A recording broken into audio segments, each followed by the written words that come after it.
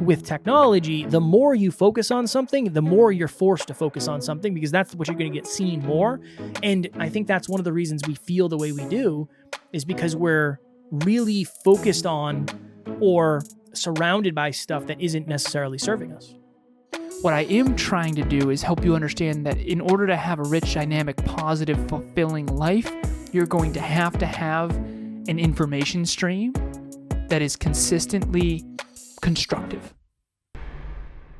Next Level Nation, welcome back to another very special, as always, episode of Next Level University, where we teach you how to level up your life, your love, your health, and your wealth. We hope you enjoyed our latest episode. It was a very deep one. Episode number 1272. How much is your self-talk holding you back? Today, for episode number 1273, this is what's controlling how you feel. Mm-hmm. Two of my favorite shows ever of all time. King of Queens with the hilarious Kevin James, who is also a Brazilian Jiu-Jitsu black belt and huge fan of mixed martial arts, and Parks and Recreation. Two of my all-time favorite shows. I went through a spurt where I was watching King of Queens. When I'd eat, I'd watch King of Queens. When I was R&R'ing, I'd watch King of Queens. Huge fan. Love it. I noticed that the jokes I would make around the house, the jokes I'd make between Tara and I, were a little more King of Queens-esque. Not necessarily negative, not necessarily bad, but I noticed, interesting. That sounds like something they'd say on King of Queens. Okay. I also flash back to when I was very, very deep in Parks and Rec. That has its own unique level and the own unique brand and flavor of comedy. I noticed that I would start adopting those behaviors as well. And it's very interesting because I never understood. You'd hear people say, here's the reason I don't watch the news, right? Like, I don't want it messing with my mind. I don't want to be focusing on that stuff, whatever it is. Or here's the reason I don't listen to X music, whatever it may be. I had a week where I did not consume a lot of social media, and I feel drastically better. I feel less anxious. I don't feel as pulled to view social media. It's very interesting how when you take your focus off of something, it allows you to focus on other things and you don't get the negative feedback from the thing you used to focus on. So the goal, the point, the lesson, the takeaway in today's episode is whatever you are allowing to become an input energetically from content, people, places, things, ideas, feelings, that is what's controlling how you feel.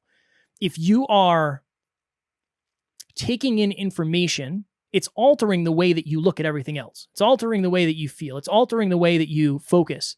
And this is what I told Alan. I said, it's even weirder because if you consume social media, which most humans do, the way the algorithm is set up is to show you more of what you're consuming.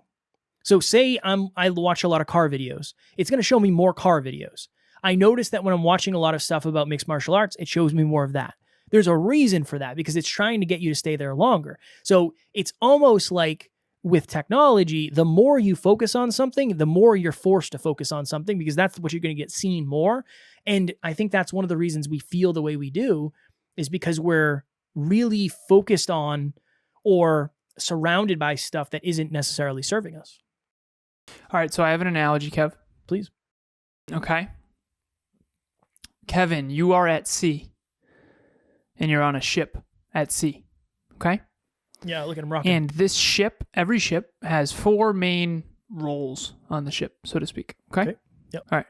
There is the crew that rows the ship and sets the sail, okay? There's the first mate that runs the crew. Then there's the captain that steers the ship and steers the rudder of the ship, okay? So bring me that horizon, Kev. Okay? I'm on it. Yep. There's a fourth role, and it's someone beneath the ship that has the compass and the maps and is charting the course. And John Maxwell has this great analogy where he says, anyone can steer the ship, it takes a leader to chart the course. And this is not a leadership episode, but this is what I want to share with everyone. Imagine you're on that ship, and what information is coming from below the ship? In other words, imagine the person charting the course yells up and says, you got to go northeast. You got to go northeast. Okay, there's a big storm coming. You got to go northeast. And so you change the rudder. You tell the first mate. First mate tells the crew. Crew rows in a different direction and sets the sail differently. Okay. I think that's what I aspire to have this podcast be for people, which is making sure that the person charting the course below deck is feeding you the right information, feeding you accurate information, helping you understand where the storms are, helping you understand where to head, helping you understand what's actually at the end of the horizon. Is it a mirage or is it real? Is the world flat or is it, round, spherical? And so the idea here is if you watch the news, if you watch reality TV, if you have these guilty pleasures, that's all fine. I'm not trying to villainize that. What I am trying to do is help you understand that in order to have a rich, dynamic, positive, fulfilling life, you're going to have an information stream that is consistently constructive. And so this podcast is a good example, but it doesn't have to be this podcast. It could be, I have one client who listens to our show and several other shows, and they're all on the very constructive, positive end. And they all have their own unique twists. But we cannot pretend that watching our favorite sitcom is just as valuable as a deeply meaningful book. Damn. When it comes to leaking into our actions. Say again? Damn. Just damn. I know. That doesn't mean you can't watch sitcoms. I love Friends. I love House MD. There's a bunch of shows that I enjoy too. Movies, same deal. But I notice the different movies I watch, they do affect me. What happens when you watch House? Yeah. So House is an extremely, extremely intelligent human being, a genius. And he essentially on this show, for those of you who don't know, particularly those who are newer listeners, because it's a pretty old show, he is it's based on Sherlock Holmes. And so he has a best friend named Wilson, and they essentially identify and diagnose the root cause of diseases so that they can cure them. So it's a really positive thing in that sense. And I love root cause analysis, all that stuff. What happens, unfortunately, though, is when I watch House, he's arrogant, and I'll end up more arrogant. And it brings out the part of me that's very intellectual, which I adore, and is very strategic in finding the root cause. And when a client comes to me, I'm very good at diagnosing what I think the root cause of the issue for their lack of growth or lack of achieving their goals or struggles in their relationships, whatever it is. But I end up arrogant. And I don't want to say I end up arrogant. This isn't like a 1 or a 0. I end up a little bit more overly confident, and I rub people more the wrong way because I'm less empathetic. And if you've ever seen the show, it would make sense, right? And so I lean into my intellectual, but I'm also less empathetic, which is very bad for a coach who wants to help people. People don't care how much you know until they know how much you care. And that's what happens to me. So my question that I wrote down here is, what information is guiding your life? Is it excellent books? Is it a certain podcast? And the other piece, the reason why this episode came up, Kev, was you and I were talking about a book we're reading in book club, Cleaning Up Your Mental Mess, Dr. Caroline Leaf. She has this think, feel, choose framework around how we make decisions as human beings. And this takes us all the way back to the hyperconscious days of change the way you think, change the way you act, change the way you live. And so we wanted to have an episode where we sat down and talked about what is it that's controlling how you feel. And by the way, if you have positive information coming in and you're thinking about it, that's going to change the way you feel, both good or bad. And then that's going to dictate what you do about it. In other words, do you inject a new belief? Do you take a new action? Do you change your perception? Do you change the story you told yourself? Whatever it is. And so I use the simple analogy of, in book club, I said, everyone please think of their pet right now. Think of their pet. And everyone's smiling and everyone's feeling positive emotions. Unless you have a really bad relationship with your pet, you most likely feel really good. So if I think of little Tucker or Tariel, it's like it lights me up. Why? Because I'm thinking about something positive and then it's evoking an emotion. And the emotion is positive. And then I'm probably going to go do something positive. Not always. Right? But the idea is, this episode, this is what's controlling how you feel. It's what you're thinking about. And what you're thinking about is controlled by what you allow into your consciousness. And what you allow into your consciousness is the persons, places, things, and ideas that you surround yourself with every day. I, upon that think, feel, act, had a breakthrough. So I've been going to the gym. I went to the gym 7 days last week. 7 times. I won't say I did 7 sessions. So some days I don't go, but I do 2 sessions the next day. So I'll do 2 half-hour sessions, whatever it is. It was far easier for me to go to the gym when I was doing cardio, when I was doing boxing. Because when I think about lifting, I feel pain because my shoulder is killing me. My neck is killing me. My body just does not feel good. And that makes me not want it act. I don't want to work out. I don't want to lift weights right now because every time I do it, I have a negative association. I always leave the gym. I feel good leaving the gym. The next day I wake up and I can't turn my neck. So I have a physical therapy appointment and all that happy jazz. But that's interesting because I think about it and I get that same feeling of, oh, this is going to suck again. And that's exactly what's happening to all of us. Yeah. My name is Nathan Schwermann. I'm from Lawrence, Kansas. I've been a client of Alan's for coming on 2 years now, and I really can't recommend his program enough.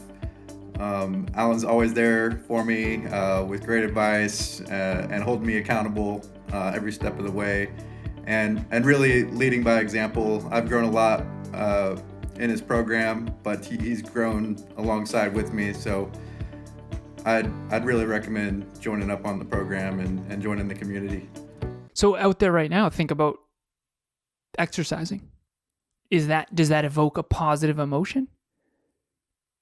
And does that excite you? Or is that something you dread? I'll give you another example. Amy Diaz, or OG Amy, she wouldn't mind me sharing this. We do an EA, so Executive Admin Fit Pick is what we're doing. Just us 3 holding each other accountable, basically. And Amy sends a picture of the dance studio in Tennessee that she goes to. She's dancing for exercise, and she loves it, right? Obviously, she's going to have a positive association with dancing and with exercise, more so than going to the gym in a dark room with lifting heavy iron around sweaty people, right? No one likes that. And so, and I often joke, but I hate the Stairmaster. Absolutely hate it. It's the worst. And I did it the other night for half an hour while listening to personal development, which makes it even worse, quite frankly. Because I'm exercising my mind and my body, and it's late, and I just hate my life in that moment. But I also love the feeling after. And the feeling after is, and so I'm at 15 minutes, right? I'm at the 15-minute mark, and I got to go for half an hour on this stupid thing. And so I'm literally hating every second of it. And all these excuses start coming up. Of I could always just not. I could just not do it. I could listen to the music instead. And then you know how on the Stairmaster you can lean forward and take the stress off. I'm holding my hands behind my head. I'm insane with this. But I also want to prove to myself that I can do it. So anyways, we get done with the workout, and for some reason when I weight train, I don't sweat a ton. And I understand it's only a half-hour workout, and I'm probably not working out hard enough. Okay, fair enough. But with the Stairmaster, it's like I just jumped in a lake. Man. And also the other piece, when you're on the Stairmaster too, I'll share this with everyone. You have a hoodie on, and you're like, how long can I last with the hoodie on? I don't want to take the hoodie off. I just want to sweat it out. I lasted, I think, 17 minutes. And I was like, I'm not past doing a certain point. It's we're already drenched. For me, I just leave it on. I'm already drenched. It's just suffering though, because I just want a little bit of relief. But that's, to your point, if you're trying to burn calories, it's important to keep it on. But here's my point. Obviously, I'm going to have a worse association with exercise that I hate the Stairmaster than Amy going to dance for exercise. And so whichever side of the spectrum you're on, when it comes to exercise or when it comes to reading or when it comes to eating salads or whatever, I don't like salad. Can't stand salad, right? And Emilia always asks me, you want a salad tonight? And it's no, but please make me one, I'll eat it. And so for those of you who struggle to be consistent, you got to take control of this process. Here's what I do. come outside the gym. I told Kevin this earlier. Come outside the gym, and there's Papagino's right there, and I'm fasted for 20 hours. I'm so hungry, and I'm in a cut too, so it's like the worst. I smell Papagino's. I see Papagino's, and I'm so hungry, and the craving starts. And I love pizza. Love it. Anyone who doesn't like pizza is lying to you, right? Love pizza. Joking. But I do love pizza.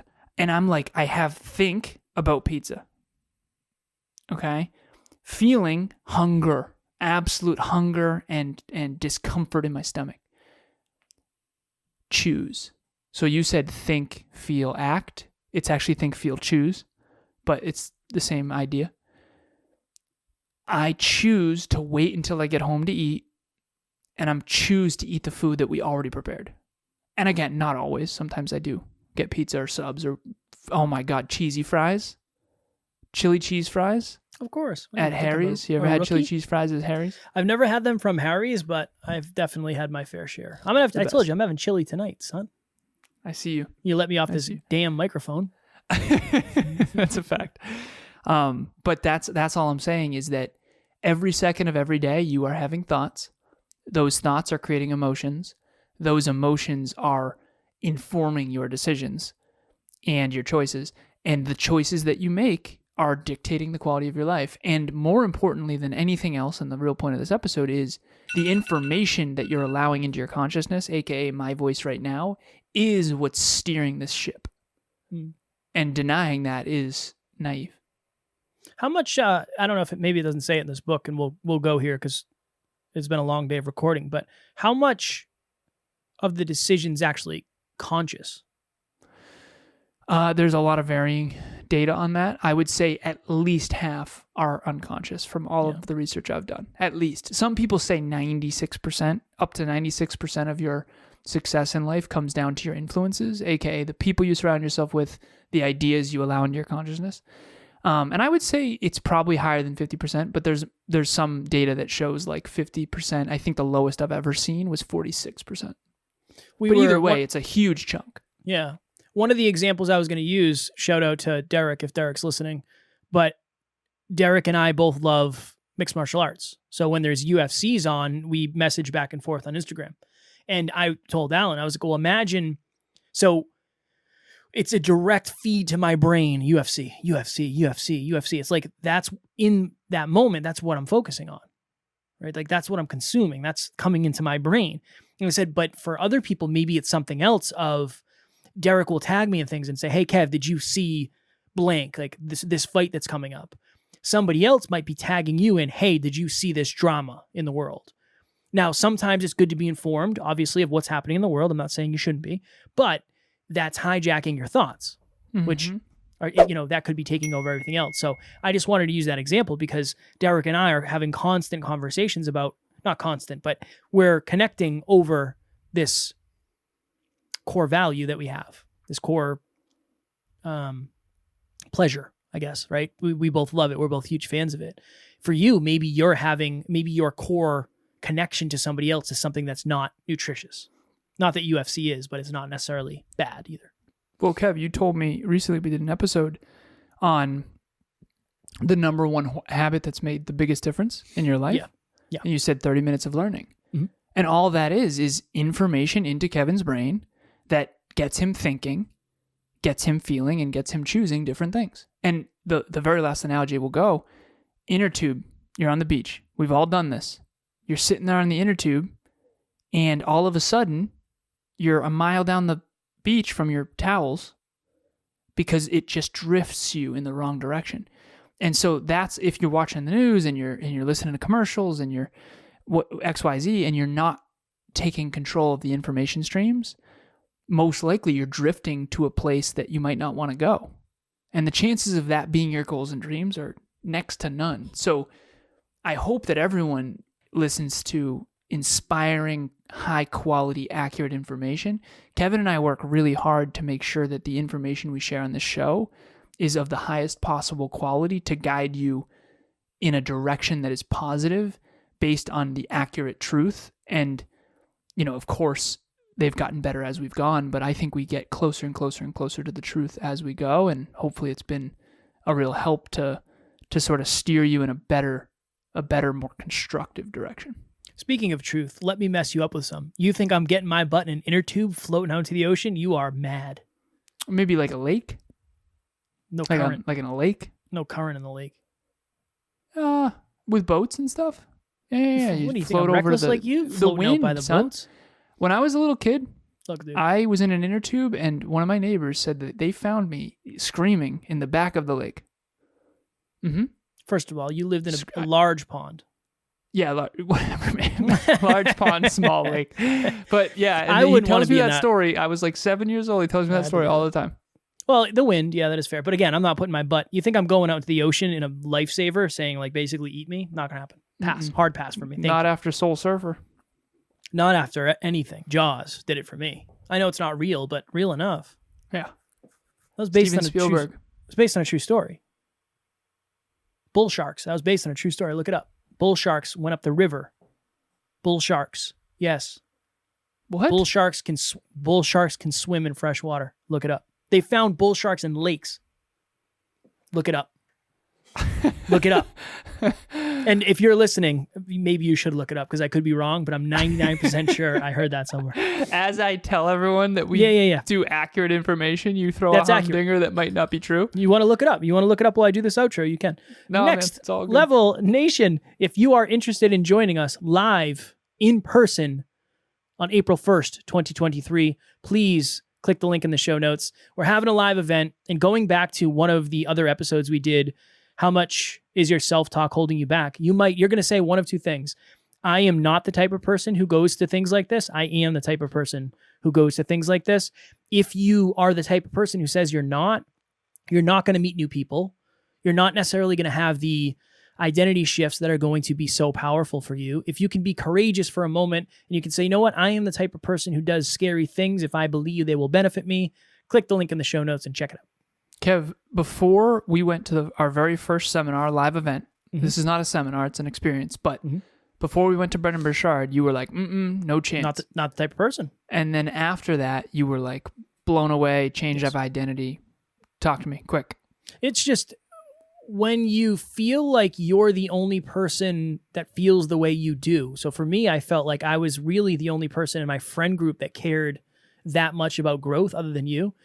And I got in a room with other people who had big goals and big dreams, and I actually felt like I fit in. I was so used to feeling like I stood out that in a room of other growth-minded individuals, I felt like I fit in. So for me, it was very reassuring that I was on the right path. I met a lot of people. Some people, we met Alessandro. Alessandro, your eyes are right there, sir? Mm-hmm. Okay. It's been a long day. I get nervous when your eyes bug out like that. My contacts are drying out. Close your eyes. Kill the bug. We met Alessandro, who is Alessandro's on the team with us. Right? Yeah? That was wild. We met people that we partnered up with and masterminded. Other people we met in person later on. It's one of the biggest things I ever did, even though I was the most scared in the beginning. If you want to come to Next Level Live, that is the place to shift your identity. We're going to work a lot on that. Different groups, all that.